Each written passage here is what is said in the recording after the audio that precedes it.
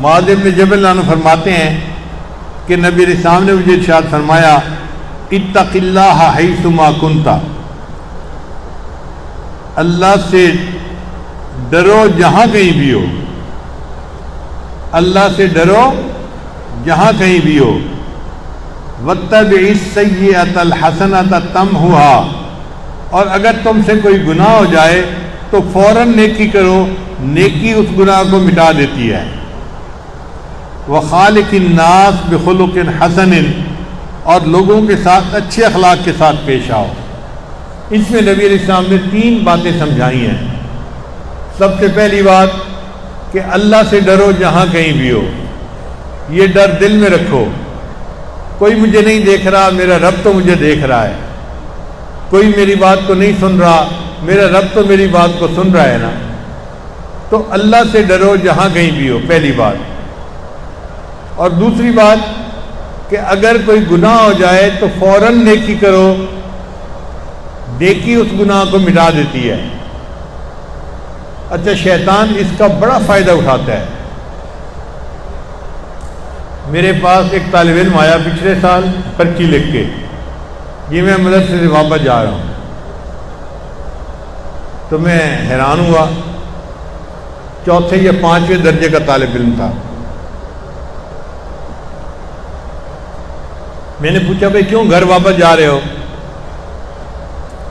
وہ جی میں آیا ہوں علم پڑھنے کے لیے، اور میری تو نگاہ بھی کنٹرول میں نہیں، زبان بھی کنٹرول میں نہیں، اور میں دوسروں کی چیزیں بغیر اجازت پہ استعمال کرتا ہوں، تو ایسے پڑھنے کا کیا فائدہ؟ پھر میں نے اسے سمجھایا، میں نے کہا دیکھو پڑھنے کا فائدہ تو اپنی جگہ ہے، رہ گئی یہ عادتیں ٹھیک ہونا تو نیک صحبت میں رہ کے عادتیں بھی ٹھیک ہو جائیں گی انشاءاللہ۔ اب اصل وجہ کیا تھی کہ شیطان اس کو پڑھنے سے روکنا چاہتا تھا، تو اس نے اس کے دل میں ڈالا کہ اب تم اگر غیبت کرتے ہو، بد نظری کرتے ہو، تو تمہارے پڑھنے کا کیا فائدہ؟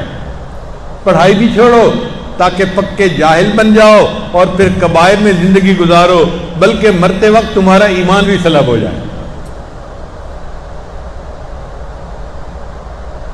تو میں نے اسے کہا کہ دیکھیں بھائی، اگر آپ سے یہ غلطی ہو جاتی ہے نا، تو آپ اپنے اوپر اس کی سزا معین کریں کہ اگر میں نے کسی کا دل دکھایا تو میں 100 نفل پڑھوں گا، اگر میں نے بغیر اجازت چیز استعمال کی میں اتنے نفل پڑھوں گا، میں اتنے پڑھوں گا، میں اتنے پڑھوں گا۔ 1 ہفتہ بھی نہیں لگا، 1 ہفتے کے اندر اندر اس کے سارے گناہ چھوٹ گئے۔ کہنے لگا جی کہ نفس پہ بڑا بوجھ تھا 100-200 نفل پڑھنے، تو میں نے کہا کہ میں کیوں گناہ کرتا ہوں، میں گناہ نہیں کروں گا۔